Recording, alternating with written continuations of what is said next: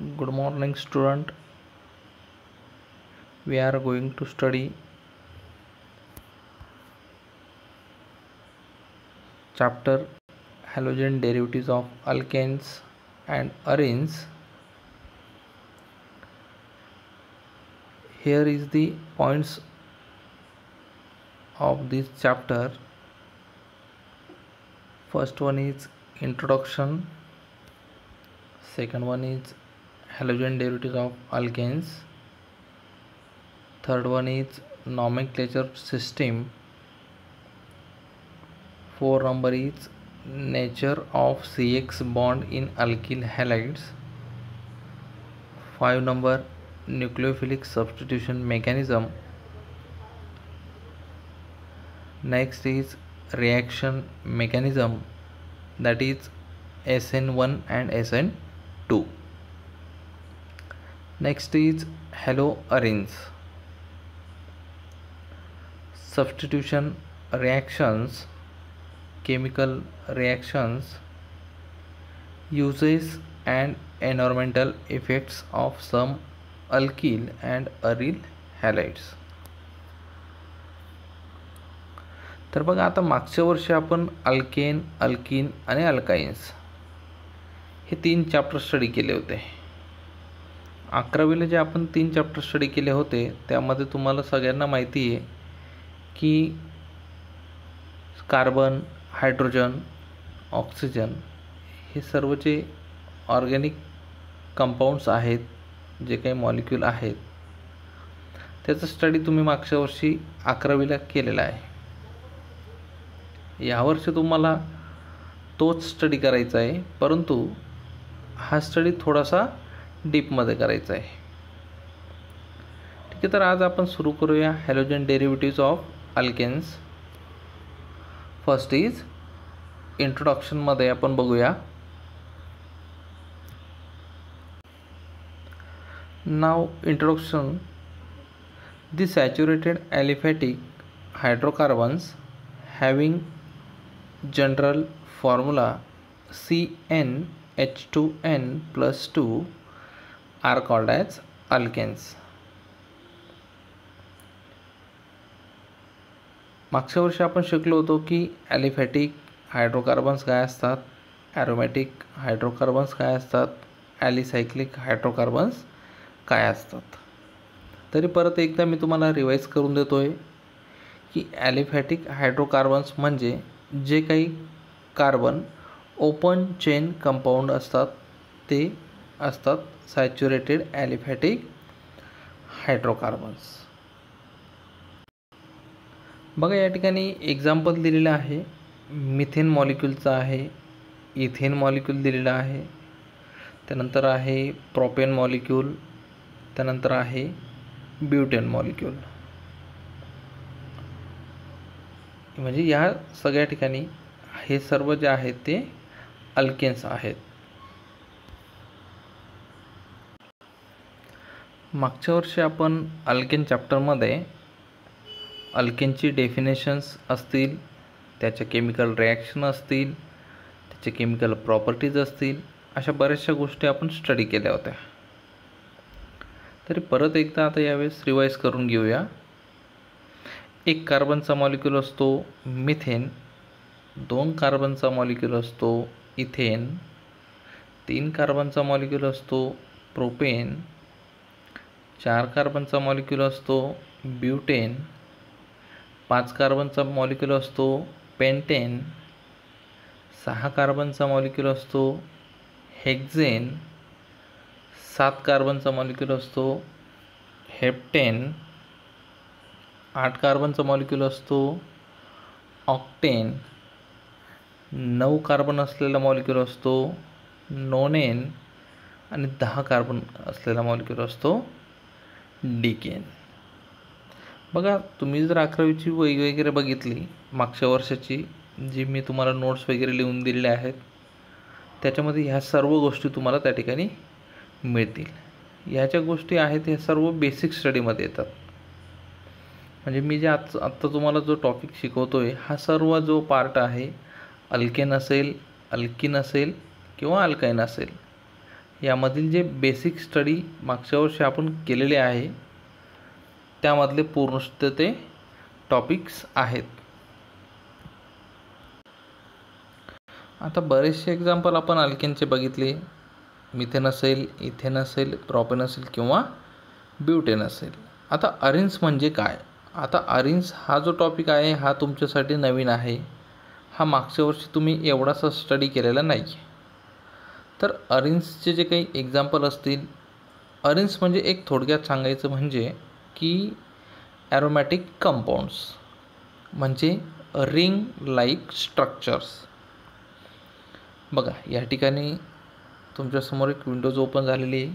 त्याच्यामध्ये दिलेलं आहे बेन्झिन असेल, एक्झाम्पल दिलेले आहेत टोलिन, फेनॉल आहे, salicylic acid, benzaldehyde, aryl halide, aryl alkyl halide. Means aromatic hydrocarbons are called arenes. म्हणजे जे काही बेन्झिन लाईक स्ट्रक्चर त्या ठिकाणी दिसत आहे म्हणजे रिंग लाईक स्ट्रक्चर. जे काही रिंग लाईक स्ट्रक्चर असतील हे सर्व काय आहेत? अरेन्सचे एक्झाम्पल. या ठिकाणी तुम्ही बघू शकता की बेन्झिनमध्ये एक गोल रिंग केलेली आहे. त्यानंतर टोलिनमध्ये आहे, फेनॉलमध्ये आहे, सॅलिसिलिक ॲसिडमध्ये आहे. ही जी गोल रिंग केलेली आहे यामध्ये इलेक्ट्रॉन्स असतात. तर ते इलेक्ट्रॉन जे असतात त्यांना म्हटलं जातं पाय बॉन्ड्स. पाय बॉन्ड्स. तर हे पाय बॉन्ड जे असतात हे फिरत असतात. जसं की आपले पाय आहेत. आपले पाय असतात ते आपण कुठेही फिरू शकतो. आपल्या पायांनी कुठेही फिरतो. तसेच या रिंगमधले जे पाय बॉन्ड असतात हे पण काय करतात की कुठल्याही ठिकाणी ते फिरू शकतात. जसं बेन्झिनमधले पाय बॉन्ड असतील, टोलिनमधले असतील, फेनॉलमधले असतील, एक्सेट्रा. बघा त्यानंतर सेकंड एक्झाम्पल आहे टोलिन. जर बेन्झिन रिंगला एक CH3 ग्रुप अटॅच असेल तर त्या मॉलिक्यूलला म्हटलं जाईल टोलिन. त्यानंतर बेन्झिन रिंगला OH ग्रुप ज्यावेळेस अटॅच असेल त्याला म्हटलं जाईल फेनॉल.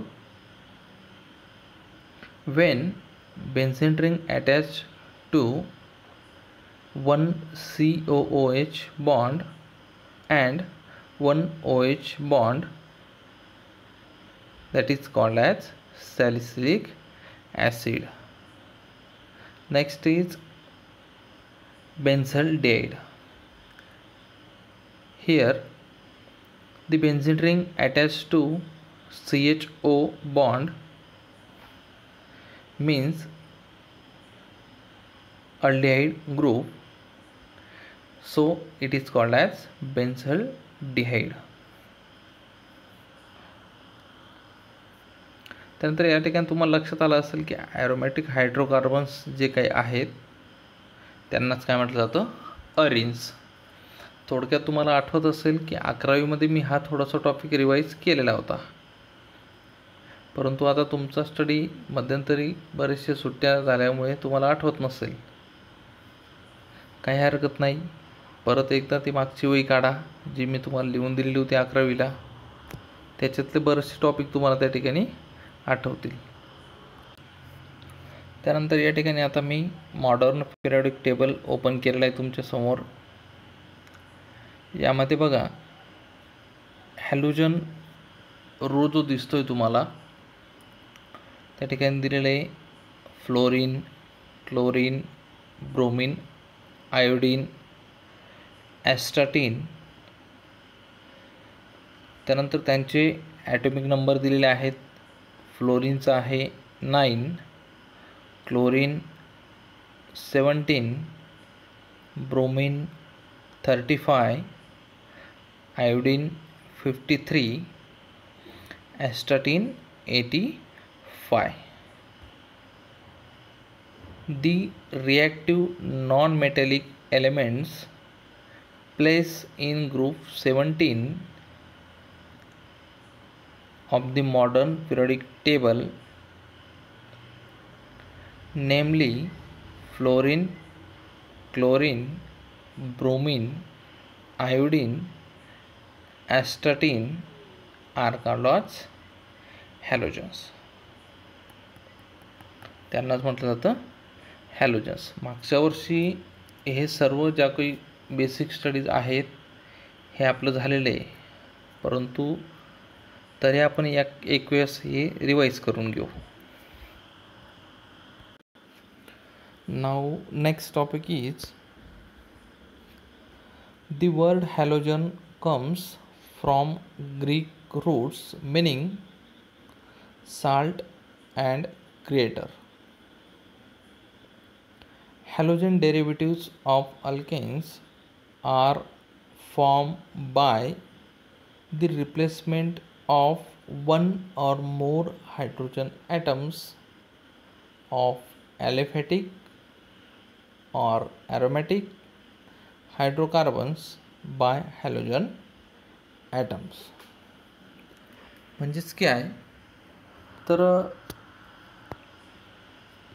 ॲलिफॅटिक हायड्रोकार्बनचा एक किंवा त्याच्यापेक्षा जास्त हायड्रोजन हे रिप्लेस होतील. तर या ठिकाणी कशाने होणार आहेत तर हॅलोजन ॲटम्स नाही. तर हॅलोजन्स तुम्हाला माहिती आहेत की chlorine, bromine, iodine, fluorine. Okay, बघा या ठिकाणी त्याचे टाइप्स दिलेले आहेत. They may be mono, di, tri, tetra हे जे आहेत त्याचे डेरिव्हेटिव्हचे टाईप आहेत. त्यामध्ये पहिला आहे मोनोहॅलोजेटिव्ह डेरिव्हेटिव्स. मोनोहॅलोजन डेरिव्हेटिव्समध्ये या ठिकाणी एक्झाम्पल घेतलेलं आहे मिथेनचं. त्याचे रिॲक्शन केलेले आहे क्लोरीन बरोबर. आणि आपल्याला डेफिनेशन तर माहितीच आहे की हॅलोजन डेरिव्हेटिव्ज म्हणजे काय, की एक किंवा त्याच्यापेक्षा जास्त हायड्रोजन हे रिप्लेस करायचे हॅलोजन ॲटमने, तेव्हा तो तयार होतो हॅलोजन डेरिव्हेटिव्ह. तर या ठिकाणी बघा की मिथेन मॉलिक्यूलचा एक हायड्रोजन हा क्लोरीन मॉलिक्यूलने रिप्लेस झालेला आहे. म्हणजेच या ठिकाणी काय झालं की मिथेनचा झाला मेथिल क्लोराईड. त्यानंतर आता पुढचा टॉपिक आहे डायहॅलोजन डेरिव्हेटिव्स. these derivatives which contain two halogen atoms. म्हणजे ह्या डेरिव्हेटिव्हमध्ये काय असणार आहे की दोन हॅलोजन ॲटम असणार आहेत, की दोन हायड्रोजन जे आहेत ते या ठिकाणी रिप्लेस होतील हॅलोजन ॲटमने. आपण काय केलं की मोनोहॅलोजन डेरिव्हेटिव्हचा जो एक्झाम्पल होतं मेथिल क्लोराईडचं जे आपण प्रॉडक्ट आलेला होता, तो प्रॉडक्ट ॲज इट इज आपण या ठिकाणी घेतलेला आहे. जसं की CH3Cl plus Cl2 in presence of sunlight, it gives methylene dichloride. म्हणजे या ठिकाणी काय झालं की आपल्याला एक क्लोरीन ऑलरेडी आपण अटॅच केलेला होता, म्हणजे आपला जो एक हायड्रोजन होता तो रिप्लेस झालेला होता. मोनोहॅलोजन डेरिव्हेटिव्हमध्ये एक हॅलोजन रिप्लेस झालेला होता आणि सेकंड हॅलोजन रिप्लेस झाला आपला डायहॅलोजन डेरिव्हेटिव्हमध्ये.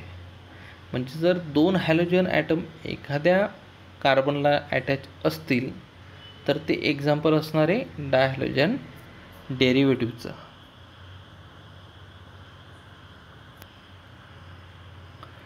त्यानंतर पुढचा टॉपिक आहे ट्रायहॅलोजन डेरिव्हेटिव्स. these derivatives which contain 3 halogen atoms. म्हणजे ह्या डेरिव्हेटिव्हमध्ये काय असणार की 3 हॅलोजन ॲटम असणार आहेत. म्हणजे जो काय आपला मिथेन मॉलिक्यूल होता ते मिथेन मॉलिक्यूलचे जे 4 कार्बन होते ते 4 कार्बनमध्ये पैकी जे काही तुमचे कार्बन होते, कार्बनला जे तुमचे 4 हायड्रोजन होते, ते 4 हायड्रोजनपैकी 3 जे हायड्रोजन आहेत ते रिप्लेस करण्यात आले. तर 3 जे हायड्रोजन रिप्लेस झाले ते हॅलोजन ॲटमने रिप्लेस झाले. आपण क्लोरीन हा हॅलोजन घेतलेला आहे या ठिकाणी. तर क्लोरीनने काय केलं की सर्व हायड्रोजन रिप्लेस केले. तर वेळेस मिथेन मॉलिक्यूलचे 3 हायड्रोजन रिप्लेस होतील त्यावेळेस फॉर्म्युला तयार होईल CHCl3. म्हणजे या ठिकाणी तुम्हाला दिलेलं आहे बॉन्डलाईन फॉर्म्युलामध्ये, त्याला म्हटलं जातं क्लोरोफॉर्म. आता क्लोरोफॉर्म हे नाव तुमच्यासाठी नवीन आहे, परंतु तुम्हाला सगळ्यांना माहिती आहे की क्लोरोफॉर्म काय असतं. तर पिक्चरमध्ये तुम्ही बघितलेलं असेल, एखाद्या व्यक्तीला जर बेशुद्ध करायचं असेल तर त्या ठिकाणी एका रुमालाला काहीतरी औषध लावलं जातं बघा पिक्चरमध्ये, आणि तो रुमाल जर त्या ठिकाणी एखाद्या व्यक्तीच्या तोंडाला लावला की तो त्या ठिकाणी बेशुद्ध होतो. तर ते जे औषध असतं बेशुद्ध करण्याचं, तर त्याच्यामध्ये असतं क्लोरोफॉर्म. किंवा तुम्ही दवाखान्यात जातात, दवाखान्यात तुम्हाला सलीन लावण्याच्या आधी एक कापसाचा जो काही भाग असलेला एक कापूस असतो, त्या कापसाला पण क्लोरोफॉर्म त्या ठिकाणी लावलेला असतो. ज्यावेळेस तो तुमच्या हाताला त्या ठिकाणी लावला जातो तो कापूस, त्यावेळेस तुमचा हात जो असतो तो त्या ठिकाणी असं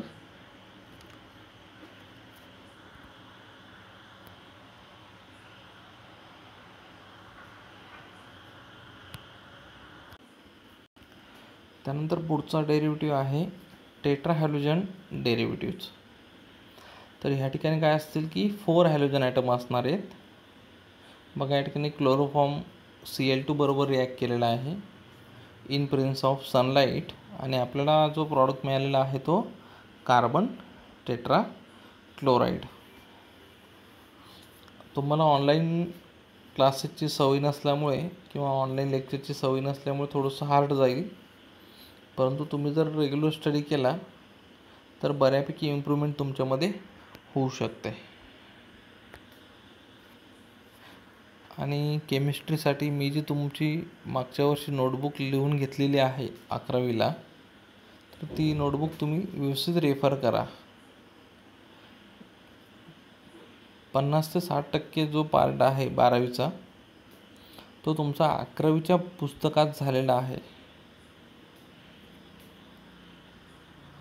त्यानंतर आता पुढचा टॉपिक आहे many halogen containing organic compounds occur in nature and some of them are clinically useful. For example tetrachloromethane, त्याचा फॉर्म्युला आहे CCl4. त्यानंतर आहे डायक्लोरोमिथेन, त्याचा फॉर्म्युला आहे CH2Cl2. Next is iodoform CHI3. बघा या ठिकाणी बरेचसे एक्झाम्पल दिलेले आहेत की कुठले कुठले ऑर्गॅनिक कंपाऊंड निसर्गापासून मिळतात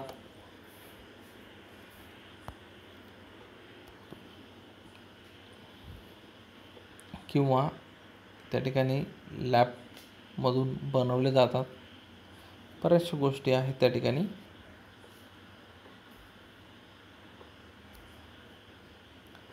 Many halogen derivatives are commercially important as dry cleaning agent,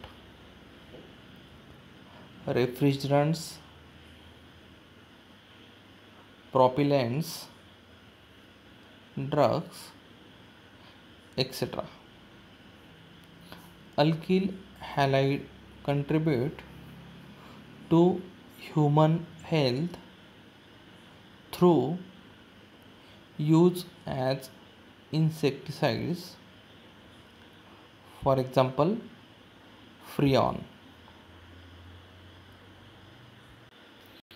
बघा आता या ठिकाणी आपण जे काही इंट्रोडक्शन बघितलं या चॅप्टरमधलं की हॅलोजन जे काही आपण बघितलं की हॅलोजन डेरिव्हेटिव्हमध्ये बरेचसे मोनो हॅलोजन डेरिव्हेटिव्ह आहेत, डाय हॅलोजन डेरिव्हेटिव्ह आहेत, ट्राय हॅलोजन डेरिव्हेटिव्ह आहेत, टेट्रा हॅलोजन डेरिव्हेटिव्हज आहेत.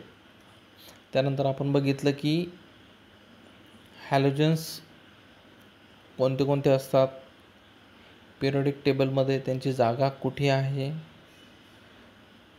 त्यानंतर त्यांचे ॲटॉमिक नंबर कोणते कोणते आहेत, क्लोरीनचं काय असेल, ब्रोमिनचं काय आहे, आयोडीनचं काय आहे, याचं सगळं स्टडी केलेलं आहे.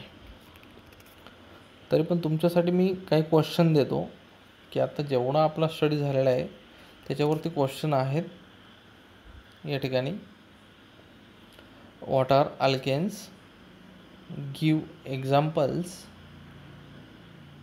Next question is in which group and period the halogens are placed in the modern periodic table. Next question is name the halogens. Next is what does halogen means. Next question is how are halogen derivatives of alkanes formed? Explain with examples. Next is give some uses of compounds containing halogens. बघा या ठिकाणी बरेचसे question दिलेले आहेत.